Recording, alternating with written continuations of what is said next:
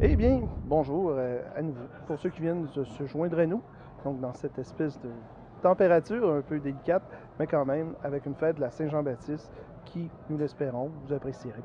Donc, je suis en compagnie de M. Beaulieu. Donc, M. Beaulieu, bonjour, du Bloc québécois. Bonjour et bonne fête nationale. Bien, merci beaucoup, M. Beaulieu. La première question qui me vient à l'esprit, parce que comme nous avons eu plusieurs invités, on pose toujours les mêmes questions. Donc, c'est des questions plus estivales que nous avions parlé.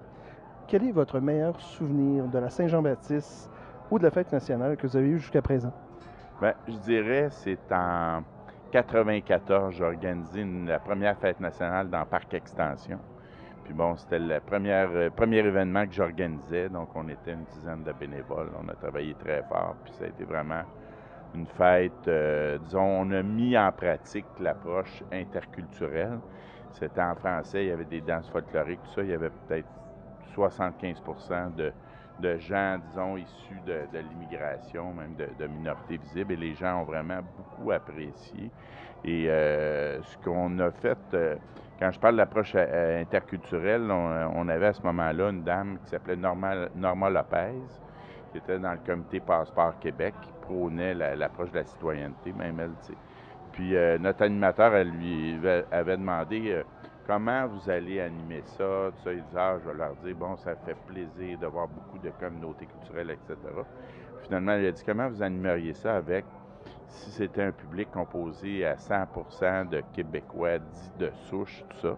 Elle dit, je leur dirais, Québécois, Québécoises, bonne fête nationale, tout ça. Elle m'a dit, c'est ça que tu vas faire. Puis effectivement, c'est comme ça qu'a animé la fête, puis les gens se sont sentis vraiment québécois. Puis l'idée derrière ça, c'est que faut peut-être arrêter de trop mettre l'accent sur l'origine des gens, plutôt considérer qu'on est tous québécois, peu importe notre origine. Puis Donc, ça a été vraiment une belle fête, très émouvante.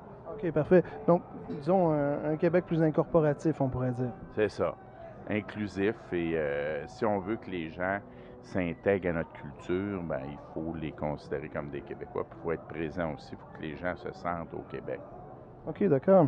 Et justement, ce titre-là, pour titre culturel, est-ce que vous avez un héros ou une héroïne à ce moment-là qui vous a marqué durant votre enfance et vous trouvez que son héritage est toujours actuel? Bien, j'ai pensé à ça, j'ai plusieurs héros. D'une part, moi, je suis un peu un anti-héros, là. Je trouve que les gens, dans leur vie quotidienne, sont des héros. Puis si on avait vécu le même passé, on peut difficilement considérer qu'une personne est meilleure qu'un autre. Mais en pensant à ça, dans les héros, disons, plus classiques, je dirais que c'est Camille Lorrain, moi, qui m'a beaucoup marqué, parce que, bon, si c'était pas de lui, c'est le père de la loi 101, probablement qu'on ne parlerait plus français, ou on parlerait beaucoup moins français aujourd'hui, parce qu'avant la loi 101, il y avait environ 90% des enfants des nouveaux arrivants qui fréquentaient l'école anglaise, ce qui faisait vraiment un clivage. Puis avec la loi 101, ça a permis aux enfants de toute langue, toute origine, d'aller dans les mêmes écoles.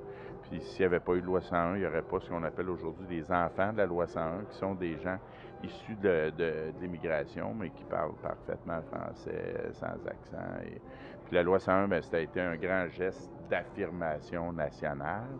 Puis ça a été assez héroïque, le combat qu'il a dû faire pour ça, parce que, bon, il a fait le tour des gens d'affaires, de la communauté anglophone, tout ça, des organismes, puis il s'est fait traiter de Dr. Goebbels, de néo-nazi, tout ça, alors que c'était pas exclure les gens qui voulaient, c'était vraiment les inclure. Puis il a passé à travers ça, puis en 1977, moi, je me souviens, j'habitais dans l'ouest de l'île, puis il y a eu quand même une acceptation au départ de la loi 101. Même je travaillais pour une compagnie, j'étais concierge d'un emploi étudiant, puis je me souviens que mon patron, qui était un monsieur de 63 ans, qui parlait juste anglais, il m'avait dit, vous avez raison, puis regarde-moi bien aller, l'année prochaine, je vais te parler en français, ce qu'il a fait. Mais pourtant, la loi 101, comme vous en parlez, a été contestée souvent en Cour suprême. À ce moment-là, a été charcuté. C'est Donc, ça. c'est un peu difficile à ce moment-là de dire que l'héritage est toujours présent, quoique on remercie heureusement qu'on puisse parler français. Mais est-ce que vous êtes certain à ce moment-là que cet héritage-là est toujours vivant? L'héritage est toujours vivant, mais on a beaucoup reculé parce qu'effectivement, il y a eu des campagnes de dénigrement de la loi 101, il y a eu des jugements de la Cour suprême qui ont invalidé à peu près tous les articles de la loi 101 dans tous les secteurs. Ça a été affaibli. Fait que c'est un combat qui reste d'actualité.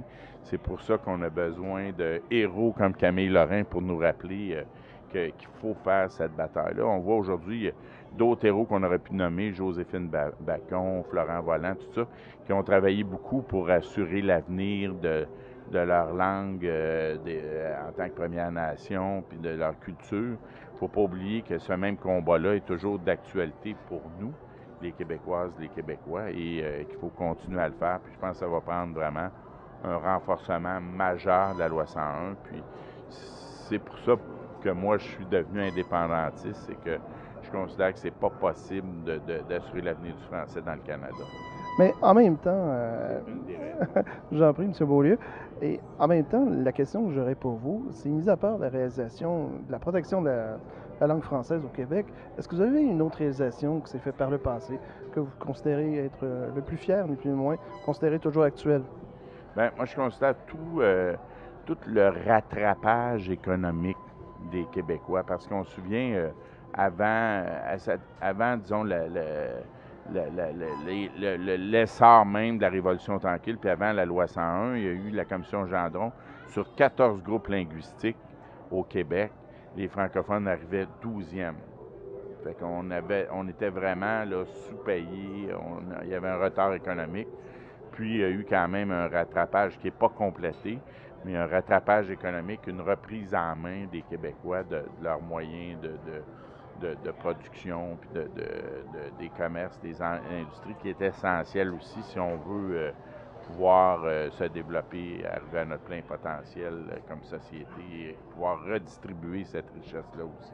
Parfait. Mais en même temps, donc, ce que j'entends aussi, c'est que vous êtes très fiers des Power Corporation, vous êtes très fiers à ce moment-là des Pellado, ni plus loin, des SNC-Lavalin, c'est ce que j'en déduis. Je suis très fier aussi de toutes les entreprises d'économie sociale qui se sont développées au Québec. Le Québec, il y a un mode d'économie qui est basé beaucoup, un mode de redistribution de la richesse qui est très imparfait, mais qui est quand même un des plus avancés en Amérique. Donc, je pense que de ça, il faut être fier. Le mouvement coopératif aussi, cette reprise en main-là, s'est faite beaucoup par le mouvement des jardins dans ses débuts. Malheureusement, je trouve qu'ils n'ont pas gardé l'essence même d'un mouvement coopératif. Puis il y a eu toutes sortes de mouvements pour permettre justement cette reprise en main de l'économie par les Québécois.